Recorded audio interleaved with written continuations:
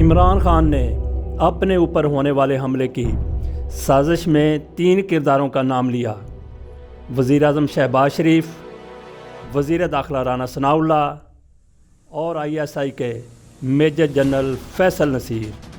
اس پر کئی کی دم جلتی نظر آئی، کئی آگ بگولا ہوئے سخت رد عمل کا اظہار کیا گیا۔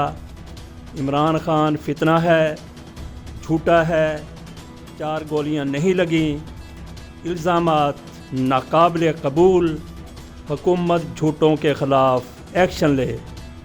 یہ غصہ، یہ اشتعال، یہ ابال، یہ غضبناکی اس لیے ہے کہ ساری پلاننگ فیل ہو گئی۔ عمران خان کو قتل کرنے کی سازش ناکام ہو گئی۔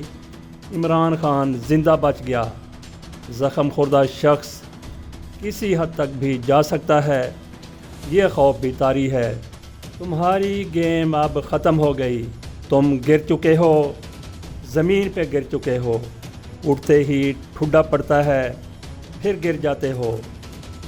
گرا ہوا شخص غصے سے پھنکار سکتا ہے، اشتعال میں گالیاں دے سکتا ہے۔